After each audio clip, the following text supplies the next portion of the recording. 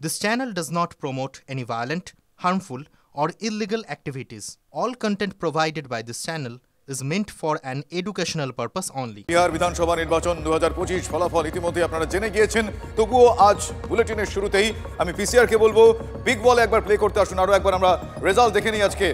আজকে in a nutshell বিহারের রায় 243টি আসন ঘোষণা। এনডিএ জোট 206, নরেন্দ্র মোদী নীতিশ কুমার জয় জয়কার, বিজেপির জয় জয়কার। এনডিএ 206, মহাগঠবন্ধন তাদের দখলে 31, মহাগঠবন্ধনের দখলে 31। জনসুরাজ পার্টি প্রশান্ত কিশোর স্ট্র্যাটেজিস্ট, তিনি এবার পেশা বদলেছিলেন কিন্তু পাশা খুলতে পারেননি, আর অন্যান্যরা শূন্য। ইন এ নাটশেল যদি এক নজরে দেখি বিহার নির্বাচনের, বিধানসভা নির্বাচনের আজ ফল: এনডিএ 206, মহাগঠবন্ধন 31টি আসন, জনসুরাজ পার্টি শূন্য, অন্যদের দখলে 6টি। এ হচ্ছে 243টির মধ্যে 243টি আসন ঘোষণা আজ বিধানসভা নির্বাচনের ফলাফলে বিহারের। আর বিহারে এনডিএর এই বিপুল জয় শুভেচ্ছা জানিয়ে একটা পোস্ট করেছেন প্রধানমন্ত্রী নরেন্দ্র মোদী। নীতিশ, চিরাগ, জিতন রামকে প্রধানমন্ত্রী অভিনন্দন জানিয়েছেন। আসুন সে পোস্ট একবার দেখি। বিহারের এই জয়, এনডিএর বিপুল জয়ে শুভেচ্ছা জানিয়ে পোস্ট করেছেন প্রধানমন্ত্রী নরেন্দ্র মোদী। নীতিশ, চিরাগ, জিতন রামকে অভিনন্দন জানিয়েছেন তার পোস্টে। হিন্দিতে করা সেই পোস্ট এই মুহূর্তে আপনারা দেখছেন, প্রধানমন্ত্রী নরেন্দ্র মোদীর এক্স হ্যান্ডেল পোস্ট।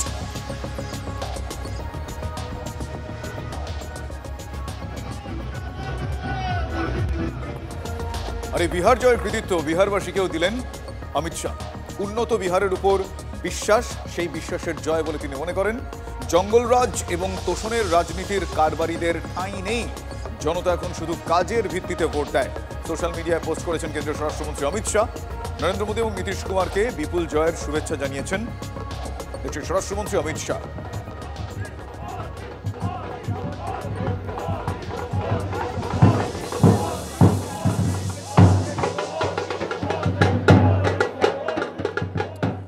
বিহারে যে বিপুল জয়, মোদীর অপেক্ষায় রয়েছেন নেতাকর্মীরা। সন্ধ্যে 6টায় আপনারা জানেন, এর আগেও আপনাদের জানিয়েছি, দিল্লিতে বিজেপির সদর দপ্তরে আজ প্রধানমন্ত্রী স্বয়ং যাচ্ছেন। বিহার থেকে দিল্লি জয়ের উৎসবে বিজেপি কর্মীরা, এই মুহূর্তে বিজেপির কর্মী সমর্থকরা অপেক্ষায় রয়েছেন কখন সদর দপ্তরে, দিল্লিতে, নয়াদিল্লিতে সদর দপ্তরে আসবেন নরেন্দ্র মোদী। ইতিমধ্যে সম্রাট চৌধুরী এসে পৌঁছে গিয়েছেন সেখানে, সেই ছবি আপনাদের আমরা দেখাবো। সরাসরি সেই ছবি আপনারা দেখছেন এই মুহূর্তে। পাটনার বিজেপি অফিসে সেলিব্রেশনের ছবি দেখতে পাচ্ছেন, রয়েছেন সম্রাট চৌধুরী। আজ বিহার বিধানসভা নির্বাচনের ফলাফলে বিজেপির জয় জয়কার, এনডিএর জয় জয়কার।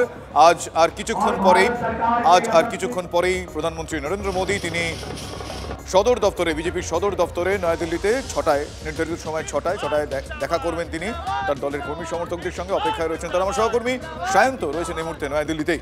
সায়ন্ত, এখনো পর্যন্ত জয়ের উচ্ছ্বাস, সেই ছবি আমরা দেখতে পাচ্ছি দিকে দিকে। বিহারে এই বিপুল জয় বললেও বোধহয় কম বলা হবে বিজেপির। এই মুহূর্তে তুমি যেখানে রয়েছো, মানে সদর দপ্তরের কাছেই বিজেপির সদর দপ্তর, সেখানে তার অপেক্ষায় রয়েছেন প্রধানমন্ত্রী কখন আসবেন। একটু সার্বিকভাবে সেখানকার ছবিটা তুলে ধরো।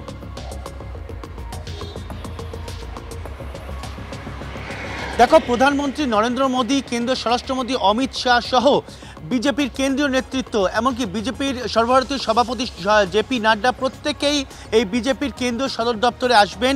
এবং আমাদের অনেকটাই দূরে সরিয়ে দেওয়া হয়েছে, কারণ সিকিউরিটি প্রোটোকল অনুযায়ী তাদেরকে যেহেতু গোটা জায়গাটাকে ফাঁকা রাখতে হচ্ছে, তাই অনেকটাই দূরে আমাদেরকে দাঁড় করানো হয়েছে এসপিজির তরফে এবং দিল্লি পুলিশের তরফে। শুভজিৎ, এই জয়টা কিন্তু দীর্ঘদিনের অপেক্ষা ছিল এবং কেন্দ্রীয় নেতৃত্ব, যেটা আমরা সকাল থেকে সে জানতে পারলাম বা যেটা বুঝতে পারছি, এই জয়ের অপেক্ষায় কিন্তু বিজেপির প্রতিটা কর্মী ছিলেন এবং তারা কিন্তু আজ সকাল থেকে অপেক্ষা করছিলেন যে এই জয় মিলবে এবং তারা কিন্তু উচ্ছ্বাসে ভেসে যাবেন। এবং সেটাই কিন্তু দেখা গেল। লাড্ডু নিয়ে ঢাক ঢোল নিয়ে তারা কিন্তু রীতিমতো যখন জয়ের ফলাফলের খবর আসতে শুরু করেছে তখন কিন্তু তারা উচ্ছ্বাসে ফেটে পড়লেন। এমনকি তারা প্রধানমন্ত্রী এবং কেন্দ্রীয় স্বরাষ্ট্রমন্ত্রীর বক্তব্যের শোনার জন্য অপেক্ষা করছেন এবং প্রত্যেকে দিল্লি এবং আশেপাশে এলাকা যারা কেন্দ্রীয় নেতৃত্ব এবং রাজ্য নেতৃত্ব আছে প্রত্যেকে তারা এসেছেন। তা প্রধানমন্ত্রী এই দিল্লির কেন্দ্রীয় সদর দপ্তর থেকে বক্তব্য রাখবেন, মূলত বিহারের বাসিন্দাদের যেমন ধন্যবাদ জ্ঞাপন করবেন, তেমনই যে কেন্দ্রীয় নেতৃত্ব যেটা মনে করছেন প্রধানমন্ত্রী হয়তো এইখান থেকে আগামী যে 2026-এ পশ্চিমবঙ্গে বিধানসভা নির্বাচন আছে সেই বঙ্গ দখলেরও ডাক দেবেন। কারণ এখন যেটা মূলত বিজেপি নেতৃত্ব মনে করছে পাখির চোখ পশ্চিমবঙ্গ, স্বাভাবিকভাবেই প্রধানমন্ত্রী বিজেপি বিহার তাকে এনডিএ ভালো ফলাফল করেছে এবং সেই সুনামিতে জোট মহাজোট ব্যাগ্র সুনামিতে ভেসে গিয়েছে। এই বিষয়টাও সামনে আসবে যে একা বিজেপি 94, এই যে বিপুল জয়, এই যে জয়কে ল্যান্ডস্লাইড বলা হচ্ছে, এই জয় এনডিএ ন্যাশনাল ডেমোক্রেটিক অ্যালায়েন্সের জয়, সেখানে একা বিজেপি 94, সেই বিষয়টাও নতুন করে একটা বার্তা, নতুন করে একটা আবহ। শুধু তাই নয়, তুমি যেটা বললে এই বঙ্গের ক্ষেত্রে সেই বিষয়গুলোতেও বোধহয় আজকে দলের নেতা কর্মীদের তিনি একটু চাঙ্গা করবেন কি? একদমই, দেখো যে বিহারে যে ফলাফল হয়েছে মূলত এনডিএ জোট বা বিজেপি একক সংখ্যাগরিষ্ঠভাবে যে রেয়ার পেয়েছে তা কিন্তু নজিরবিহীন, ইতিহাসেও এমন ফলাফল দেখা যায়নি। স্বাভাবিকভাবেই বিজেপির এই ফলাফল কিন্তু বঙ্গ বিজেপিকে এক নতুনভাবে অক্সিজেন যোগাচ্ছে। একই সঙ্গে পশ্চিমবঙ্গের সীমান্ত বরাবর যে বিধানসভাগুলো রয়েছে বিহারের দিকে, অর্থাৎ পূর্ণিয়া, কিষানগঞ্জ, মতিহার, সীতামারি, এই বিধানসভাগুলো কিন্তু গেরুয়া শিবিরের ঝুলিতে গিয়েছে। আরো একটা বিষয় কি আঁচ পাওয়া যেতে পারে আজকে, যে বিহারের এরপর মুখ্যমন্ত্রী মুখকে বেশ কয়েকটা প্রশ্নচিহ্ন এক্ষেত্রে সামনে আসছে। সিচুয়েশন, পোস্ট উইথড্র করে নেওয়া, সেগুলো আমি ডিটেল বলছি না, আমরা প্রত্যেকেই জানি, কিন্তু সেই বিষয়টাও কি একটা ইঙ্গিত আভাস মিলতে পারে বলে মনে হয়? দেখো, আমরা সকাল থেকে যখন এই বিজেপির কেন্দ্রীয় সদর দপ্তরে ছিলাম, বিজেপির প্রত্যেকটি কেন্দ্রীয় নেতৃত্ব যারা রয়েছেন তারা কিন্তু নীতিশ কুমারের নামেই জয়ধ্বনি করেছে। যেমন নীতিশ কুমারকে যে মুখ্যমন্ত্রী হিসেবে দেখতে চান তারাও বলেছেন। স্বাভাবিকভাবেই নীতিশ কুমারের উপরে আস্থা রাখছে কেন্দ্রীয় সদর দপ্তর। সেই কথাকে যদি ধরো তাহলে কিন্তু প্রধানমন্ত্রী নরেন্দ্র মোদীও কিন্তু যত সম্ভবত নীতিশ কুমারকেই মুখ্যমন্ত্রী পদে দেখতে চান বিহারে, কারণ তিনি বিহারে মুখ্যমন্ত্রী থাকবেন এবং উপমুখ্যমন্ত্রী বিজেপি থেকে আসবে, এটাই মূলত হতে চলেছে বলে আপাতত বিজেপি সূত্রে খবর। অনেক ধন্যবাদ সায়ন্ত, পরিস্থিতির দিকে নজরে রাখো। তোমার কাছ থেকে সময়ের সঙ্গে সঙ্গে আপডেট আমরা নেব। আপাতত সায়ন্ত ভট্টাচার্য আমার সহকর্মী আমার সঙ্গে ছিলেন। 6টা নাগাদ নির্দিষ্ট সময়, নির্ধারিত সময় 6টা নাগাদ আজ দিল্লিতে বিজেপির সদর দপ্তরে সেখানে যাচ্ছেন প্রধানমন্ত্রী নরেন্দ্র মোদী। সেখানে তিনি দলের কর্মী সমর্থকদের উৎসাহ দেবেন, আর কিছুক্ষণের মধ্যেই বিজেপির সদর দপ্তর নয়াদিল্লিতে পৌঁছে যাবেন প্রধানমন্ত্রী নরেন্দ্র মোদী। সঙ্গে থাকবেন কিন্তু স্বরাষ্ট্রমন্ত্রী অমিত শাহ।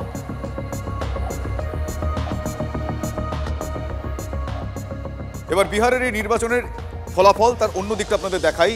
বিহারের ইতিহাসে বলতে গেলে সবচেয়ে শোচনীয় ফল করেছে কংগ্রেস।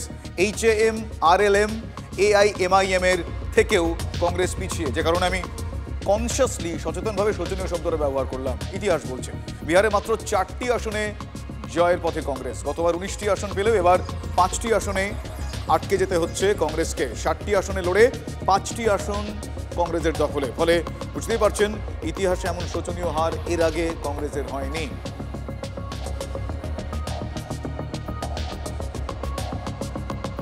आप हम कल्पना नहीं कर सकते हैं कितने उम्मीदवार को पैसे देते हैं, कितने पैसे बांटते हैं।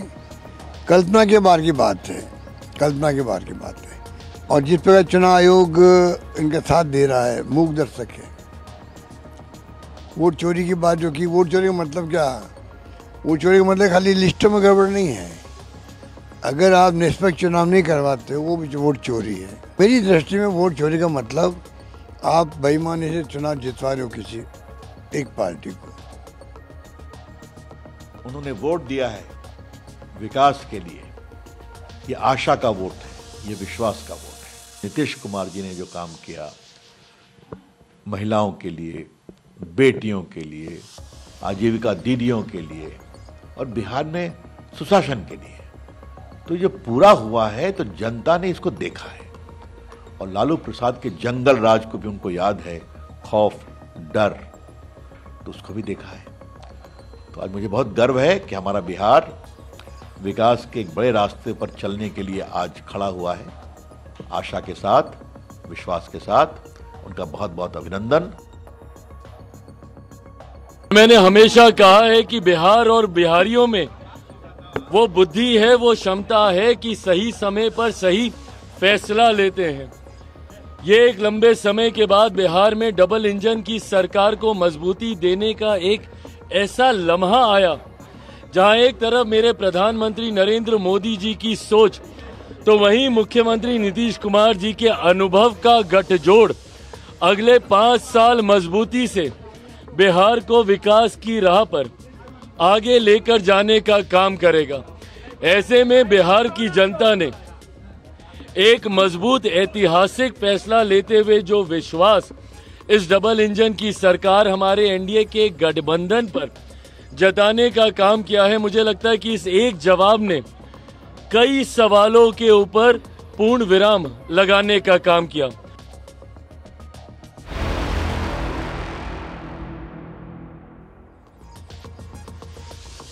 ওড়িশার পর বিহার, এবার জয়ের হাওয়া আসবে বাংলাতেও। বিহারে এনডিএ জোটের যে বিপুল সাফল্যের পর সুকান্ত মজুমদার আশাবাদী বিহারের ফলাফলে বঙ্গ বিজেপি উৎসাহিত। এবার বাংলার মানুষও সঠিক সিদ্ধান্ত নেবেন, জঙ্গলরাজ থেকে বাংলাও মুক্ত হবে, এভাবেই এক প্রকার হুঙ্কার সুকান্ত মজুমদারের।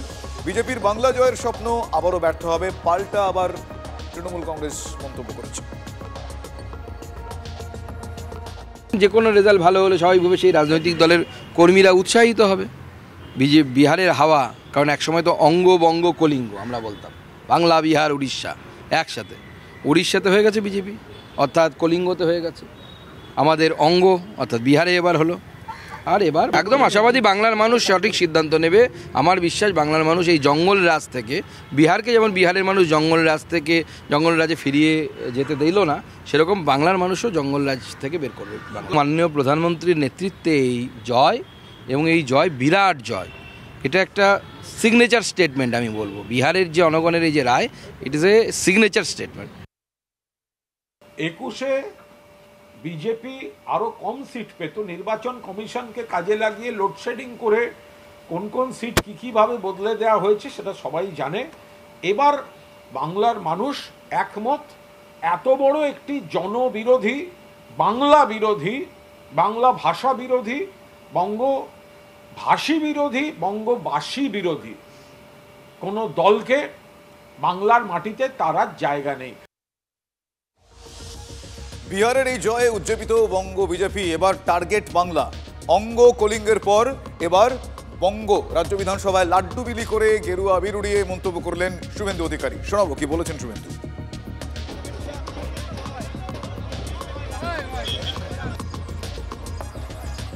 শুভেন্দু অধিকারী সহ বিজেপির যে বিধায়করা রয়েছেন তারা এখানে লাড্ডু বিলি করছেন, আবির মাখছেন খুব স্বাভাবিকভাবেই। আর কয়েক মাসের পর এই পশ্চিমবঙ্গে নির্বাচন রয়েছে এবং বিহারের এই ফলাফল তাদেরকে উজ্জীবিত করছে, এবং এটা তিনি স্পষ্ট করেই বলছেন যে এরপর বাংলার পালা, এবং গেরুয়া আবির, সেই গেরুয়া আবির নিয়ে তারা মাখছেন, একে অপরকে মাখাচ্ছেন। এবং এই উচ্ছ্বাসের ছবিটা রাজ্যের বিভিন্ন প্রান্তে যেমন ধরা পড়ছে। শুভেন্দু অধিকারী ইতিমধ্যেই আর তার যে জেলা রয়েছে সেই জেলায় নির্দেশ দিয়েছেন যে বিভিন্ন যে মণ্ডল রয়েছে সেই স্তরেও যেন এটাকে পালন করা হয়। বিহার বাংলা আমরা 1905-এর আগে এক ছিলাম, অঙ্গ বঙ্গ কলিঙ্গ। বিহার হলো অঙ্গ, আমরা হলাম বঙ্গ, উড়িষ্যা হলো কলিঙ্গ। অঙ্গ হয়ে গেছে, কলিঙ্গ হয়ে গেছে, বাকি আছে বঙ্গ। এগুলো ওনাদের না বলে রাখলে ওনাদের কর্মীরা যে হতাশ থেকে হতাশতম জায়গায় গিয়েছেন তাদের বলার জন্য এই ধরনের কথা বলছেন। পরিষ্কার বাংলা ভাষা লিখে রেখে দিন। বিহারের কোনো প্রভাব, এই ফলের কোনো প্রভাব বাংলায় পড়বে না। বাংলার মানুষ সুখে শান্তিতে একটা রাজনৈতিক স্থিতিশীল জায়গায় রয়েছেন। ফলে মমতা বন্দ্যোপাধ্যায়ের সরকার শীত গ্রীষ্ম বর্ষা মমতা বন্দ্যোপাধ্যায়ের সরকার ভরসা। বিরোধী দলনেতা বিধানসভার বাইরে মিষ্টি বিলি করেছেন। এই ছবি দেখে একটা কথাই বলবো, ওনাদের বিধানসভার বাইরেই থাকতে হবে মিষ্টি বিলির জন্য। বিধানসভার ভেতরে মিষ্টি বিলির কোনো পরিস্থিতিতে তারা কোনোদিন পৌঁছবেন না, 2026-এও না। রাস্তাঘাটে অন্য রাজ্যের জন্য মিষ্টি বিলি করতে পারেন, কিন্তু বিধানসভার ভেতরে সংখ্যাগরিষ্ঠতা নিয়ে মিষ্টি বিলি আর হয়ে উঠবে না। বিজেপির বিহার জয়ের দিনই তাৎপর্যপূর্ণ পোস্ট তৃণমূল কংগ্রেসের। বিজেপি ক্ষমতায় আসলে কি হবে বাংলায়, অ্যানিমেশন পোস্ট বাংলার শাসক দলের। বিজেপি ক্ষমতায় এলে পুজোর প্ল্যানেও নজরদারি চলবে। বোনের সঙ্গে রাস্তায় বেরোলেও প্রশ্ন তুলবে বিজেপি, ভালোবাসাকে অপরাধ হিসেবে গণ্য করা হবে। অ্যানিমেশন ওই ফরম্যাটে তৃণমূলের তরফ থেকে এই দাবি করা হয়েছে।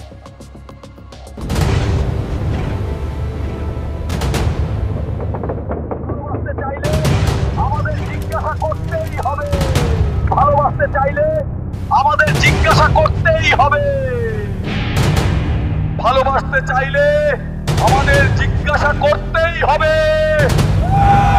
বাংলায় এখন শ্বাস নেওয়াই কঠিন হয়ে গেছে। আমরা এটা কি করে ফেললাম? জানতাম না একটা ভুল বোতাম টিপে এত বড় শাস্তি পাবো। আমার বাংলার জন্য যেদিকেই তাকাও গুন্ডাদের জিপ চলছে। বন্ধুদের সঙ্গে দেখা করলেও প্রশ্নের মুখোমুখি হতে হয়।